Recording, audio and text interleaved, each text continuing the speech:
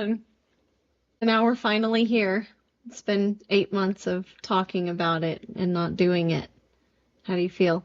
I feel pretty good that we've actually come up with an idea. And then, even though there was so much of a delay, that we've actually gotten to a point where it's real.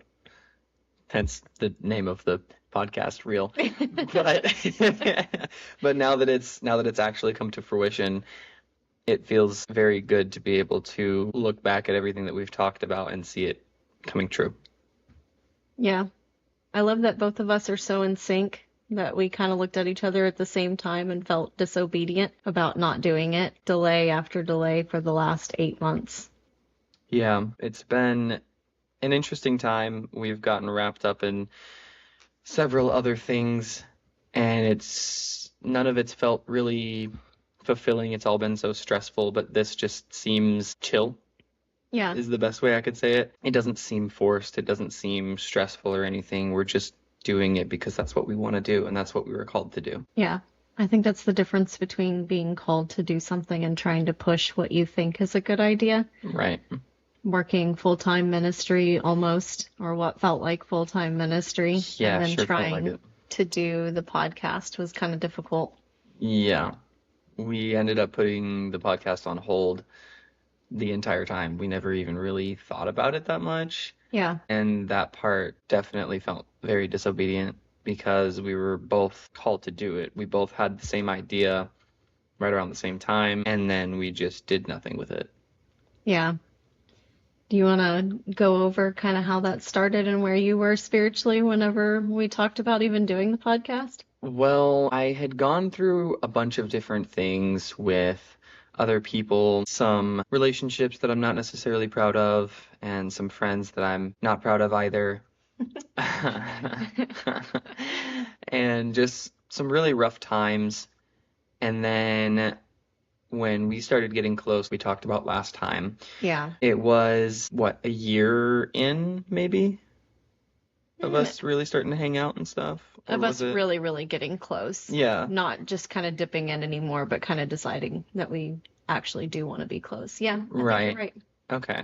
It was about a year in, and we were sitting in the car on the way home, and we were talking. I don't even remember what the conversation was about, but I do remember that spiritually I wasn't super into it as much as I would have liked to be, but I was enough to have discernment and know that something wasn't just me or anything.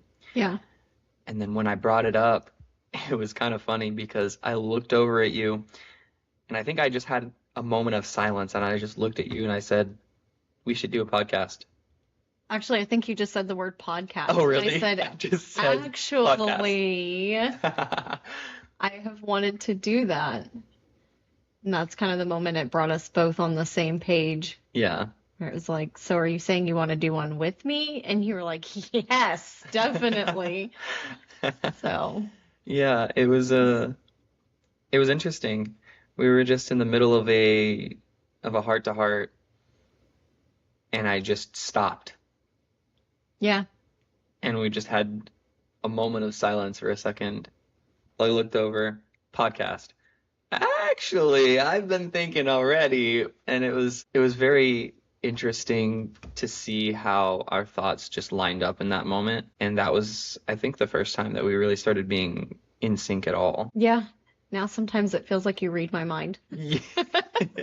It's kind of eerie, but also kind of cool because then we're just kind of in sync. I can give you a look and you just know. It's also kind of creepy how dead on you are sometimes. Yeah. But that was the first moment. And I think what we were talking about is our journey of independently where we feel all over the place. Yeah. Where there's 100 things you want to do, there's 100 things I want to do, and I never seem to be able to narrow it down. Right. And then I don't remember what really led you to say a podcast. I don't know. I don't even know if I necessarily heard it in my head or whatever, but I know that we were talking along the lines of telling people our story and whatnot, and then that word just popped into my head. It's not like I heard it or anything. It showed itself into my head. That's the best way I can explain it because Yeah. all I remember is in that moment knowing that word and then saying it. Yeah. And for the last couple weeks before that, I'd been hesitant, especially because I don't really know anything about the recording side of it and all that. I just know that I'm supposed to share more of my story and childhood and how God has really been there for me through the entire time. Right. And then you have a lot of the same experiences. Yep. And we both are very similar in the fact that we have dreams of doing 100 different things and not narrowing So it many. down.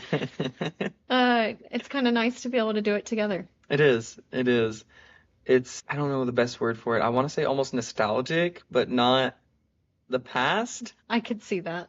It's, I don't know how to say it, but it's definitely feels surreal Yeah, that would be a almost. much better It word. feels almost surreal because I never thought that we'd actually be at a point, even though we're not big or anything, but we're just doing what we want to do. We want to talk and share our story and just put things out there, and I think that's awesome.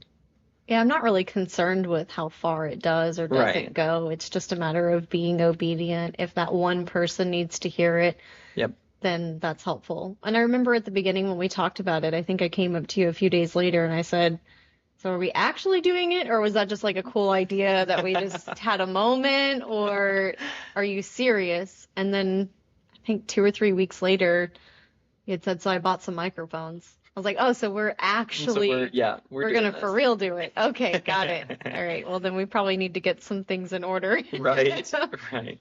I That's interesting because I don't remember buying the microphones before we talked about actually doing it. So that's interesting to hear it from your perspective because that sounds like I was more sporadic and just, oh yeah, we're doing this and you don't have a choice. No, I think in my mind, that's the moment it clicked for me.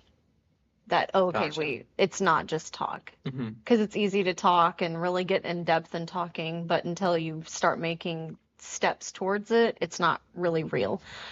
Gotcha. Just part of the reason why it feels surreal right now. Like, Right. oh, we've actually uploaded. We're doing it We're now. doing things now. Wait, what? Yeah. Yeah, it's it's definitely fun. And just sitting down and talking, like the last episode, I'm gonna tell you, that felt weird. We were sitting there and we were trying to be professional. And then I think on this one, we're just realizing we don't have to be professional and we can just let us be us. I don't think you or I together are considered professional in any way, shape, or No. form. Definitely not. Um, But I think before it did have more of a professional air about it, even though we're not. I think it was just trying too hard and Right. just talking how we normally talk. Yeah, That's the biggest difference. it is. But I think it was definitely nice that we've started up even after the delay. It's definitely great to feel that we're actually accomplishing something rather than just talking about it and writing some things down. Yeah. We've actually uploaded a video. We've got a couple of views. It's Somebody's seen it. Yeah. And then after this one goes up, I think it'll bring more of that to us because then it'll be more of a, oh, this is real, Right. more so than it was after the first episode. Yeah, definitely. Getting So, into the groove of everything. right. So where do you feel like you were spiritually then versus now?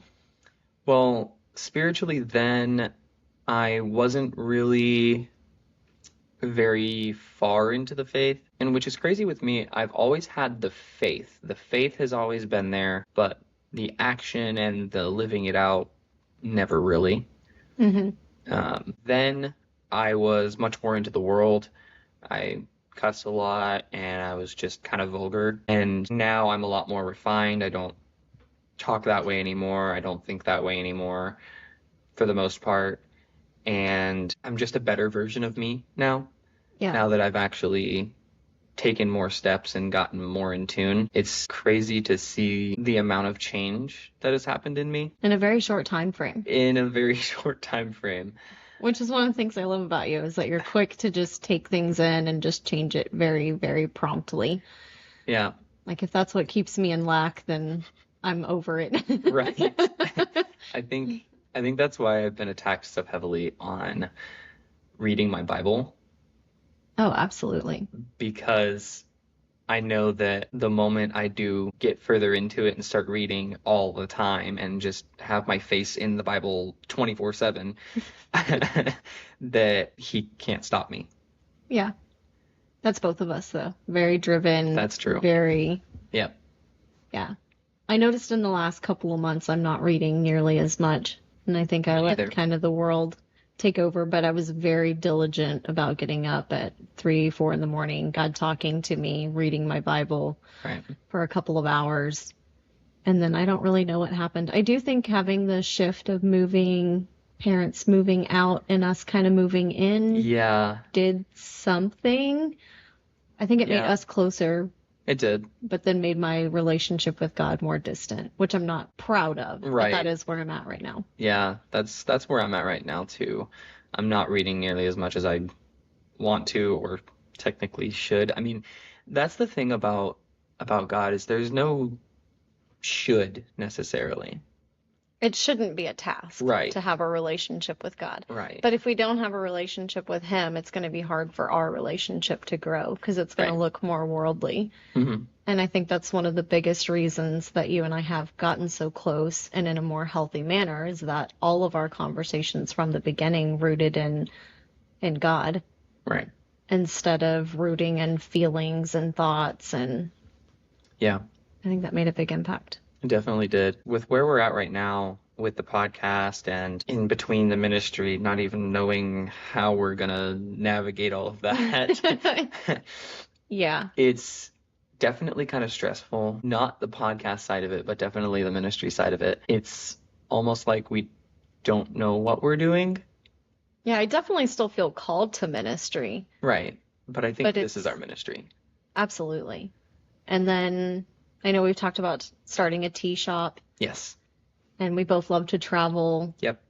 And something that you're fantastic at is being able to evangelize to people just in the moment. But the more forced it is, it's just not there. No, It it's feels not. too forced. It's just not how you are. Yeah, I've been told several times that I should be a pastor. I don't think I could pastor. I think for me, it would be small groups I could see that. and then just having conversation, and whatever comes up, I talk about. Yeah. I don't think I could ever. I've always had trouble coming up with a specific plan on what to talk about. That's why I said the more forced it is, the worse it is. But I know Yes. you and I ping off of each other really well. Yeah. And being able to travel more, whether it is doing tea or just traveling for leisure or whatnot, I think is more what our ministry is. Right. And I know when we went to the farmer's market last week or the week before, the woman instantly looked at us and said, "You guys are really close, aren't you? Your brother and sister." That's the first person who's ever guessed we're brother and sister Right. that we're not dating. Yes. I mean, I get why people get confused because we're Right. close, Yeah. but she was the first person who really pointed that out. And I know in my mind, I was thinking that kind of solidifies. We really do need to tell people how our relationship started, why it's so important, Right. because she was touched by that. Yeah. Because she said, that doesn't exist much in the world anymore. Families are so divided. Yeah. And really, if you think about it, siblings are the ones that take out the next generation. Once grandparents go, the whole family tends to fall apart. Yeah. And new traditions get set into place, a new generation emerges. And Yeah. I think it's heavily weighs on siblings to keep that connection. Right. Yeah. Once the parents leave, or you leave, the parents, in our case, the parents The left parents us. left. We joke that we kicked them out. They had a bad attitude problem and weren't paying enough rent, so we kicked them out.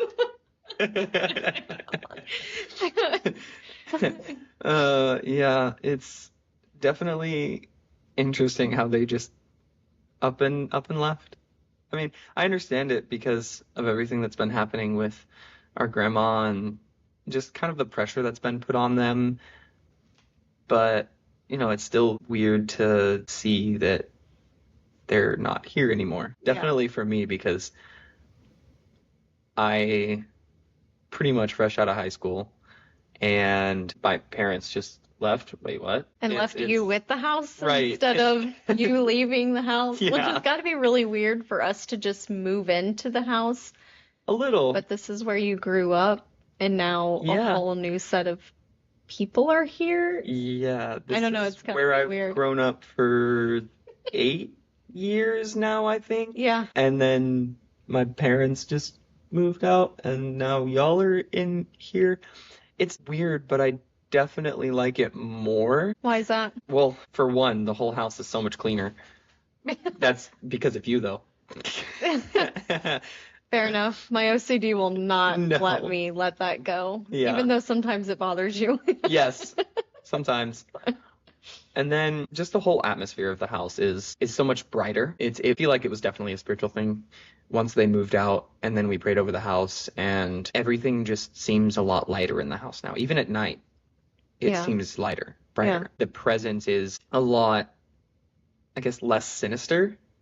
Okay, I I feel can see like that. before I've had two, I think, experiences with paranormal activity in the house before. Mm-hmm. One of them was things falling off of a bunk bed that shouldn't have fallen. Yeah. And then the other one was me straight up seeing a demon. It was a 8 foot tall black figure, and it opened the front door and came in, and I, for whatever reason, genuinely thought it was my dad because he wore dark clothing, but also my dad's shorter than I am. Yeah. So I don't understand why I thought that. That was Well, because years and years logically your brain is looking for what's logical, Mhm. dad to come through the front door. right, Okay.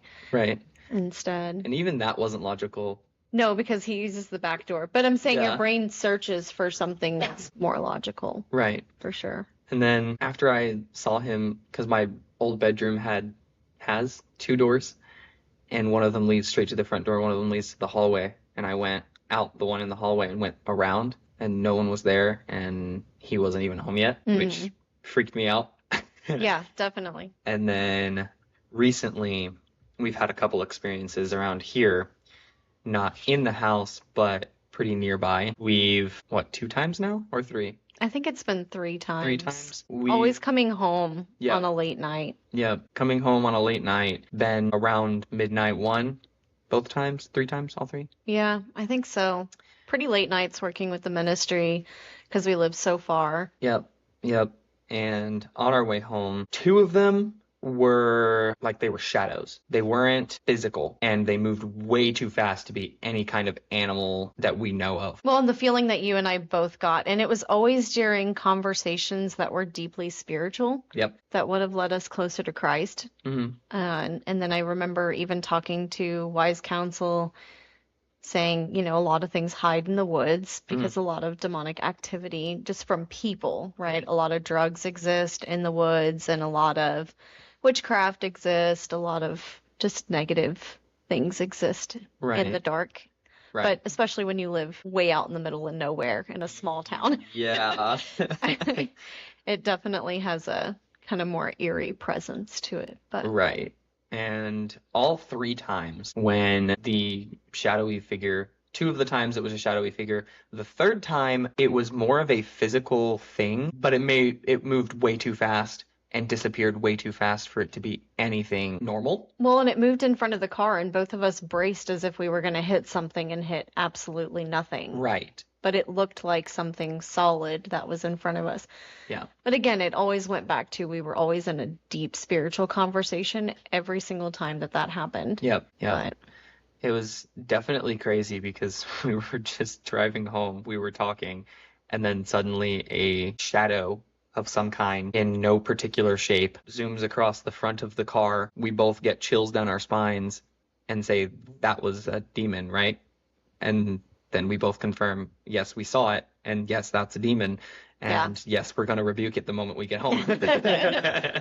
I think praying over the house has made a big difference, though, with It mom has. struggling with depression for Yeah. a lot of her life. And she's got a lot of trauma as well that Yeah. maybe hasn't been processed or worked through. Mhm. And that could be a lot of that heavy presence Right. of just her having to navigate that. And then just a lot of family drama in general that we kind of get roped into Right. just because we're here. Yep. Just because we're here. And I can see how it's a little different because the overall atmosphere of the depression and the weight in that has left. And then us praying and worshiping in the house. And Right. I know I've flooded the whole house with scripture everywhere and Yep. wrote on doors and everything Yep. Yeah. just to kind of flood the whole house with scripture and not carry that weight. Right. I'm sure that's made a huge difference. It definitely has. Does it feel like you're living in a different house now, It kind of does. even though it's the same one you grew up in? Yeah. And all throughout the time that my parents were still here, there was always a heaviness about the house, the entire house, not just a room or two or whatever, the entire house, even outside. Now that y'all are here, they've moved out and we've prayed over the house and everything. The whole house feels lighter and even outside doesn't feel like it did before. Yeah. I know before at night, whenever I would go outside to take the trash out or something, I hated it. I always felt like there was something watching me, that there was something right around the corner. Mm. I felt like something was going to pounce on me any second and I was going to die or something. Yeah. And I absolutely hated it. I know that at night, whenever, and this wasn't 4 or 5 years ago, this was a year ago or half a year ago even. But when they moved out and we prayed over it, none of that started happening. Yeah. I know that every time I would go to take out the trash or go check the mail at night or anything, I would basically run back inside because I felt like there was something behind me. I also think that comes just from childhood trauma in general because Probably. everything was watched and monitored. Probably more so for me than you because I was the first kid. Right. You always screw up with the first kid. Right. Not that you can't do well with your first kid, but Right. you know, you're still learning what being a parent is like, and I can see why you make different decisions with your first kid than by the time you got down to the third. We're doing Right. things a little We're doing- differently. yeah. But I know I was heavily monitored, and I know even as a kid that I always felt like somebody was watching me. I always had dreams that there were like cameras in every inch of the house, and Yeah. I always felt followed home from school and things like that. And then I know whenever I moved out and I was your age, that I couldn't even take a shower with the shower curtain closed because I was terrified that somebody was right there. Yeah. And I think a lot of that just came from processing trauma and realizing that I'm safe and that there isn't a real threat. Right. Not necessarily spiritual in the sense of like a demon or anything like that, but just kind of working through parents and that to make you feel monitored and Right. not really safe. Yeah. And that's crazy that you brought up feeling like there's cameras everywhere, because I know that especially going through school, I hated it. I hated that there were cameras everywhere, and then when we would go out places, I would always look for the cameras. Mm. It was, I guess, some kind of neurospicy tick. But anywhere I would go, I would look for cameras. I still do it to some extent Yeah. because I always feel like I'm being watched. Yeah. And I hate that feeling. When I'm at home, I don't feel like that. Anywhere else, I feel like I'm being watched. But you did feel that way before we moved in, but now you don't. Yes. Yeah. Yeah. Even in the house, I felt somewhat like I was being watched almost all the time. Yeah. So again, it kind of goes back to that safety feeling, though. Yeah, it Though does. probably there's a little bit more safety, even though you're not really close with my mother-in-law or my husband. Right. My kids, you're really close with. You're really close with me, Mm-hmm. and that shifts the atmosphere of the whole house. It definitely does, yeah. I didn't have a very close relationship with mom. With dad, it was closer. Yeah. It was never anything super deep or anything. It was mostly just talking about things that we liked, talking about his work, my work, talking about cars, you know. It was never deep, but Yeah. it was still something that I enjoyed. And then with mom, she would be sitting on the couch, invite me in there, and then we would just sit in silence. Yeah. We wouldn't talk much, and we were just existing in the same room. Yeah, that's one of the things that you mentioned with us getting close is that I ask you more about you, but not to tell you quickly about myself. That I would let you go on for a long time and just talk about you. Right. And then I would ask more questions to get to know more. There was no motive. Not necessarily that she had motive, but that's what it felt like sometimes, that Right. there was a motive Yeah. to talk more about herself. Yeah. And I don't know if that's really how it was, but it's definitely how it felt. And I Right. know that you mentioned that it was one of the first times that somebody just asked you about you Yes. and didn't care about getting anything out about me. Yeah. It's definitely different. It's felt a lot different just from being able to talk about myself. But even when I do start talking about myself, it feels odd Yeah, because I've never really had that safety yeah, in order to just talk about things that I'm passionate about. Anytime I would talk to mom, it was immediate shutdown. yeah, I would say a couple of things, either silence or then talking about herself or something that she's interested in. And then I wouldn't feel like I could say anything else because she was on a rant. right. And that's definitely played a little bit into me not wanting to talk about myself. Yeah, I do have to pry a lot out of Yeah, you. I mean, I do you have to ask a lot of questions. Yeah, But you also have to do the same thing to me, just not in the I form of do. questions. Yeah, I mean, I stop in the middle of sentences and I've trained myself to see who's listening. And a lot of right. times you ask me, why'd you stop in the middle of a sentence? You were still talking. Or when we park somewhere and I just instantly get out and you're like, excuse me, we were still We're talking. still I was like, yeah, talking. but we're here. And so we need to go inside. And you made me feel really important that it was, no, we're not done. Whatever the agenda is for the day, you're my top priority in hearing what you have to say. The agenda can wait. Yeah. I mean, please don't take 2.5 hours on this conversation, Yeah. but wrap up your thought. You don't have to stop in the middle of it. I Yeah. think both of us react in different ways, but both of us help each other to say, hey, it's safe enough to talk, and your opinions and your voice matters. And Right. that was really the biggest reason that we started the podcast was Yep. our 'Cause voice. Yep, because both of our voices have been heavily attacked throughout our entire lives, and we felt like we can't say anything without it being either refuted or completely shut down. Yeah. And trying to navigate the fact that we do have a voice and we can speak, and then especially with trying to be more blunt.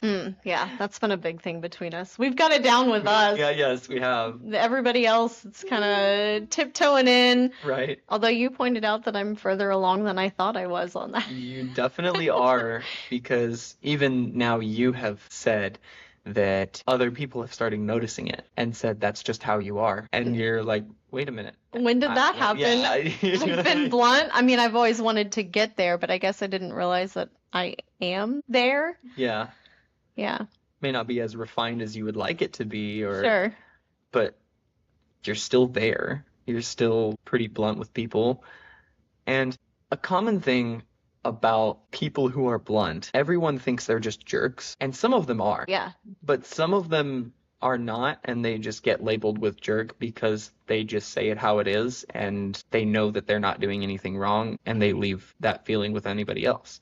yeah. I know I went to hang out with some friends at the lake the other day, and we were sitting at the table, and my friend Delilah asked me, are you going to drink that water? And I said, no, it tastes like dirt, and I'm a water snob. And Mary kind of goes, yeah, this is what I mean. You're direct all the time. We don't ever have to wonder what's going through your head. And I like that because I wasn't trying to be a jerk, but I guess because I didn't have that safety growing up of knowing what somebody's thinking, and not just with home life, but friends, because I chose terrible friends. And As did I. yeah.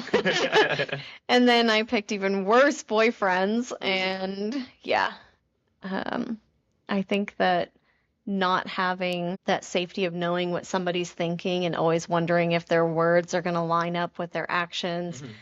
that I just wanted to be very transparent, that I want people to know that if she thinks something, she's going to tell you. You don't have to wonder. Right. Even if you're not going to like it, I promise, I'm not going to spare your feelings. I'll be nice about it. I'm also not going to tiptoe around because it might hurt your feelings. Yeah. Yeah. And that's another thing with our pastor, Pastor Paul. He's also very direct about that kind of thing. Yes, and I love him for that, Yes, though. it's awesome. I mean, he like throat chops you and you say, yes, thank you. Can I have another? Yes. And that's what I want. He just has a finesse about him that he can be almost rude, I guess, if you want to take it that way. Yeah, I don't even see it as rude because I meant it's to, by not. like on today's culture, Well, like yeah, standards and that, as he far can as come that. across very abrupt because he does talk about how people leave the church a lot. Yeah, he does. He it is funny. He'll add several points of humor to it, but it will just throat chop you in a funny way. Again, you're asking for another by the end of it, Right, but right. It's crazy, which makes me excited about this Sunday because I think he's back, right? yeah, This he Sunday. left for I think only a week, and another pastor took over Yeah. for him. Yeah. Pastor Dom was fun too, though. Yeah, he's been in a couple of times. I did Yeah. like how he said, "Man, I'm gonna get thrown out of this I'm gonna church." get thrown out of this I'm like, "This is church." gonna be the last time I talk. This is gonna be the last time." He hasn't met Pastor Paul. He hasn't seen him preach, apparently, because Pastor Paul's much more direct and in your face about things than Than Pastor Dom was. is. Yeah. I was like, man, you are sugarcoating things Yeah, in you are comparison. preaching. You are preaching to the choir. Um, But it was definitely interesting for both of them, really, just to hear how they talk about the church and everything, especially Pastor Paul, when he was talking about people leaving the church mhm. and saying, the church ain't the problem. The people in the church Are the problem. Absolutely. That's why people stop going to church. Right. It's all of you guys collectively that Right. make people leave the church. Yeah. I know even my best friend isn't really a churchgoer, has her own set of beliefs. We don't necessarily align on them. Right. And that's one of her biggest complaints is that people are so hypocritical. And that's why she doesn't want to go. Yeah. She's like, I found more hypocrisy inside the church than outside. Yeah. And I know it's made me feel good that she's talked to me about. I kind of, I guess, gauge where I'm at on being blunt with her because she's not spiritually in tune. And the reason that she's not is because of how people present themselves. And I know that she's going to probably be a little bit more critical of me Mm-hmm. because I am a Christian. And if I don't line up with my words, it's going to hit a nerve with her. And it's Right. going to be an instant call out from her. She's also very blunt. Right. And I don't have to wonder what she's thinking. If I ask, she's going to tell me. And it's awesome. I love those kind of relationships. But I think she's going to gauge me through a much more refined list Right. than what the church does when we kind of come up with excuses. Kind of like we talked about in last episode, where we come up with a lot of excuses for ourselves Yeah. instead of accountability. Right. And I know that she's commented that she sees me as like this picture perfect Christian. Not that I am perfect, Right. and that's not really what she was saying. But I think it's good to be able to gauge that, yes, I am representing what I say I'm representing. And I'm Right. not going to talk something that I don't believe. Right. With you, she's said several times that you're the first person that she's met that instead of claiming to be a Christian, claiming to love Jesus and God and following them, only claiming that and then turning around and doing their own thing, you're the first person who's actually seen living it out. Mm-hmm. And I think that's very telling of everybody else because if she's not, even if she isn't around Christians a lot, Mm-hmm. according to what you've told me that she said, she does see them pretty often, Yeah. talk to them pretty often, Yeah. but none of them actually live out what they say. And to say that you're the first one that has ever lived it out is interesting specifically because nobody really sees a Christian as a bad person. Yeah.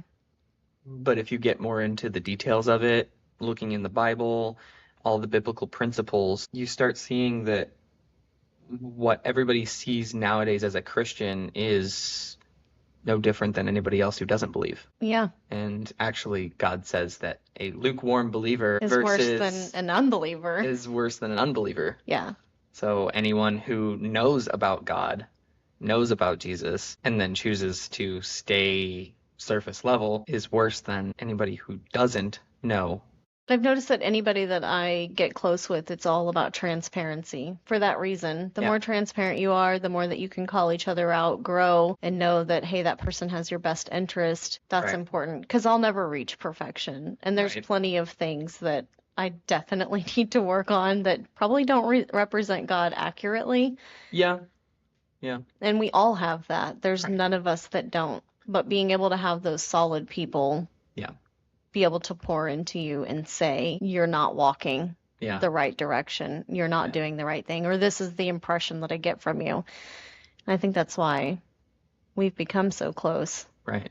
is being able to, one, we started pretty much every conversation spiritually Yep. and our viewpoints on God. And it never mattered if we 100% agreed. Hmm. It was more just looking at each other's heart and understanding where we're coming from, and then being able to be transparent and direct, Right, right. even at the sake of sometimes hurting your feelings, or vice versa. Yeah. Yeah. I really liked how Pastor Paul put it. It was, I'd rather hurt your feelings a little bit. He used gestures and said this much versus this Yes. much, but I'm gonna, For those who can't see. for those who can't see, everybody, because we're not recording video, but since people cannot see, the way he put it was, I'd rather hurt your feelings right now a little bit, a finger distance away, rather than a lot, which is arms spread Yeah, later. later, because that's what it would do. If you don't tell people the truth, if you don't allow them to know and make their own decisions based off of the truth, then later on, when Jesus does come back, they're going to look at you as their Christian in their life Mm-hmm. and say, why didn't you tell me? Yeah. Why didn't I know? You were the one that was supposed to tell me. Why didn't I know? Yeah. And then you're going to be taken up and they're going to be yelling at you. I thought we were friends. I thought you would tell me the truth if you knew it. And I've seen that analogy so many different times and by different people, not just by the same person, which tells me not only that it holds weight, but I feel like that is almost exactly how it would work. Is you're supposed to spread the gospel. You're supposed to tell people about Jesus. You're supposed to do that thing. Yeah. Words. You're supposed to tell people. You are the light to guide to God, to Right. Jesus. If you don't, it's almost like their life is in your hands. Yeah. Well, I mean, at one point it does say that a saved life covers a multitude of sins, Right. because saving a life to God is more important than anything. It's not about the logistics of the Bible or the Right. necessarily the right or the wrong. Not that that doesn't play a factor, but having your heart in that relationship is what's so important. Right. And I know one of the questions that I asked you a while back is what would separate us? Like what would get in the way of us being close? Mm. And your answer was if we didn't have God in the picture, Right. that eventually the world will seep in and tear us apart. Yep. I think that's why we're so in sync a lot of times, is because that spiritual side, Yeah. you're doing your part. Yes, we have fallen off sometimes and we're not always perfect Right. with that. But I know that you're very spiritually in tune, and then I am too.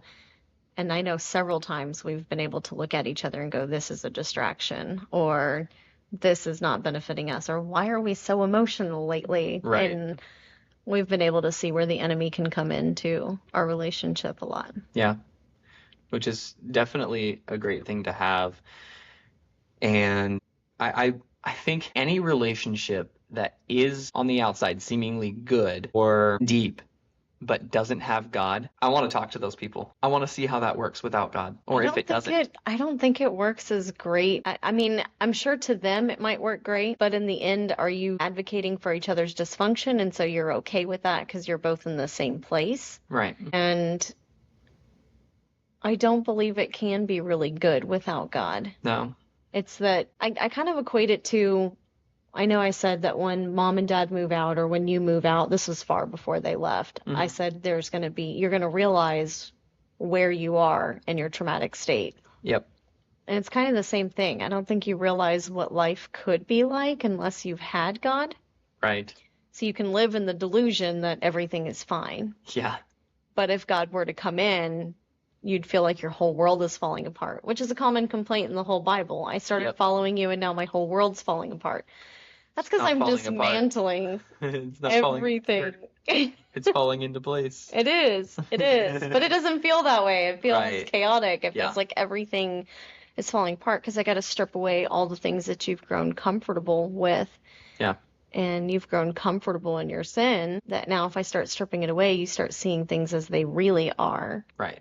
But I hear what you're saying because I'm a very like people watching person and I love to know how things work. And Yeah. I think it would definitely be interesting to, God willing, I would love to actually do this if we had another set of, I don't know, brother or sister or deep relationship of some kind Mhm. that doesn't have God, where we could just have a good conversation with them, where they're not going to try and attack us and whatever about our beliefs or whatever.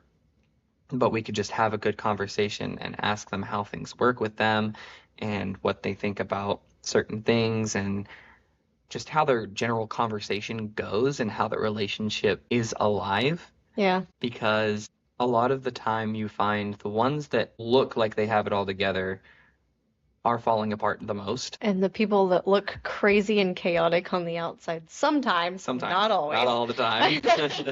have it more put together than anybody else. Right. I know people have commented a few times on our relationship, like, you don't find that rude? No, not at all. I enjoy that he calls me out because I know you're trying to better me and that there's some kind of growth there. Right.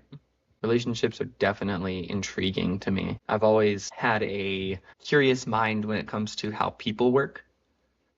And Yeah, I that's guess why I like to people watch. Right, that's definitely Yeah. very similar to you because you went into psychology for a while. Yes. So you know a lot more about that than I would. But I do think that it's very interesting. I got for a while into tells Oh, okay. Yeah. and body language. So I'm a little bit more in tune on that side of things as opposed to, I guess, psychological warfare, as you would put it. Yeah.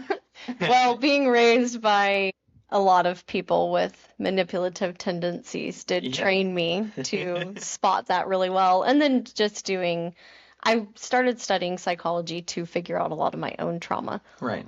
That's probably why you started studying body language, Yeah. because that's typically what your brain picks up on first. Even Yep. from the time that you're a child, that's when you start forming fight or flight or whether you feel safe, Right. is being able to notice those subtle body change. Right. It's crazy to me how much I realize or see without realizing that I see it until later, and then I explain it. Yeah. And I'm sitting there wondering, how did I just do that? It's come from a place of trauma, but God's used it for a lot of good. Because I Right. notice on my off days, even if something's just very remotely off, you'll give me a little bit of time and then ask me, okay, what's up? Yeah. "Oh, I'm good. No, you're not. No, you're not. And I'm not even trying to play, games or anything. It's sometimes I don't even realize that something's off, and then I start thinking about it. Actually, I guess I'm about to fall apart. Yeah. And you picked up on that somewhere. Yeah. It's crazy how even the slightest movement can indicate something major about Mhm. somebody. If you can take into consideration and look at body language, even down to people's feet, Yeah. the way that they are pointed can sometimes indicate if they like you, if they don't like you, or if they don't want to talk to you. Or if they're ready to leave the room. Right. Yeah. If their full attention is toward you, or it looks like it, but their feet and the rest of their body is away from you, they're not really in the conversation, Yeah. typically. If their feet are facing toward you, it is more likely that they are more into the conversation and actually wanting to be there and focused, especially with you can tell a lot about a person and how they think by their eyes. Yeah. If they're saying something and they're looking all around the room, that's a tell for a lie. Yeah, I know you catch my kids on a lot of stuff. Yes, I do. I know both my kids always ask you and I, how did you know? Or the times that you just come over and you catch them in the middle of doing something that they're not supposed to. How do you always catch me? I know we talked about this, that mine's a little bit more strategic with Yours- how I bust them, I guess. Yours is more of a discernment / gut feeling. Yeah. You know something's up. For me, it's more of just I'm gonna go see what they're up to. For no reason. I don't suspect anything, but I just do it. And then I end up catching them. Yeah. Mine's more of just a spontaneous, I'm gonna do something and see what happens, as opposed to you know something's wrong. Yeah, but you know that something's wrong because everybody is trained to pick up on body language. Yes, You just don't know what you're picking up on. right. But you are trained to pick up on body language. Yeah. It's the only way that we form ideas and opinions from the time we're an infant when we don't know words. Right.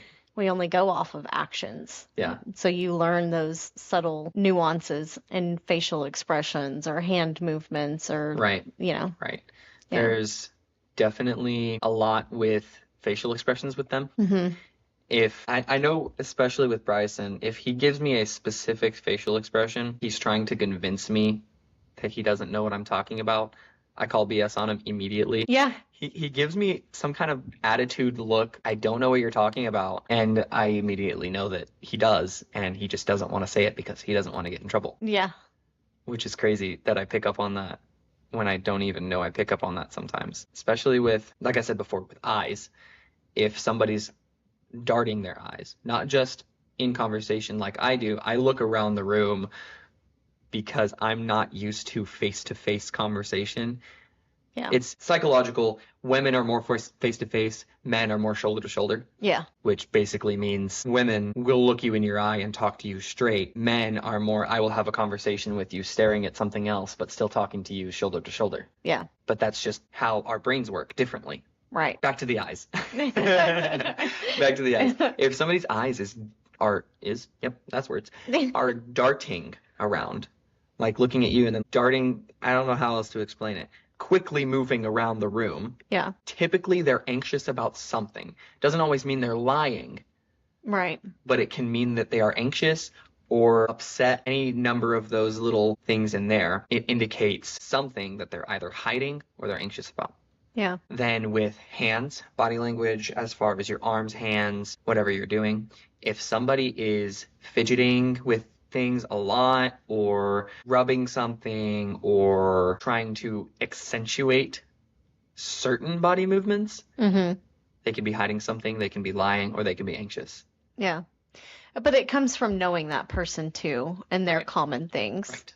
I mean, I know that you get distracted really easy, and I I do. know that you fidget with things, but Yeah. there's something that's going to be slightly off where Right. I'm going to know that something's different. Yep. For me, I know that no matter what I'm doing, saying whatever, I have to be fidgeting with something. Mm-hmm. Like right now, there's a little piece of skin on the side of my finger Yeah. that I'm just moving back and forth. Right. It's just a fidget, right? Yeah. But if I were to be lying or something, or being anxious about a certain topic or whatever, there would be more to that. Or the opposite and do nothing That too. because you're trying to overcompensate. But I think that goes to us asking a bunch of questions in the beginning. I mean, most of our heart-to-hearts start with a bunch of questions They do, yeah. because you start to pick up on the things that don't quite line up. Hmm. And I know throughout my questions, I mean, I started recording my questions down in a notebook because I ask so many, and several of them are the same question but asked totally different, Right. which is what they do when you're under an investigation. Yep. And if you're starting and forming a new relationship, I think it's important to ask a bunch of questions to really get to know that person. Anybody you're trying to get to know, interrogate them. It works every time. Maybe subtly interrogate them. I don't think you ever felt like you were in an interrogation. Did you? No, sometimes. Oh, okay. A couple of times. Not like a professional, I need to know, where is she? No. But just a few times where you kept asking question after question after question, and I'm sitting there not knowing some of the questions. Not knowing the answer or how to respond. Or how to respond. And then you keep asking, and I'm just sitting there. Why? I Wondering. already told you I don't know the answer. Right? Um, But definitely interesting to see how far we've come in our relationship. And I'm really excited to see where this podcast goes and just the rest of what we're doing, the house, and where this family journey will take us. yeah, I think that's something we can touch on later. Yes. Just a little I bit agree. more about where we are at right now. Yeah. Because we've got a lot going on, really. Oh, yeah. Especially a lot of faith, just standing in faith right now. Yeah, a house fourth of the way built, just Yeah. waiting for something to happen with it because we don't have the money to actually fix it to the point where we can live in it. Yeah, We're which was a living. big faith move in itself, though. It was, I mean, we knew we weren't going to have the funds to finish it out. right.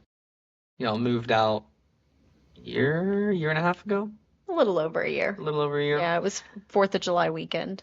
Oh, okay. Wow, yeah. Very minuscule amount over a year. Right. Well, yeah, y'all moved out, started building the house, moved in with us in the apartment on our land, and then it's been since then that the house has just been sitting there. Not much has been done with it. Don't have a driveway, don't have doors, windows. It's just the frame. Yeah. It's barn dominium metal, so it's not bad that it's sitting there because it's not wood, Mm-hmm. but it's also kind of bad that it's sitting there because we're not living in it. Yeah, I think it's more frustrating that we're not living in it, but not Yeah. everything is on our timing. Right.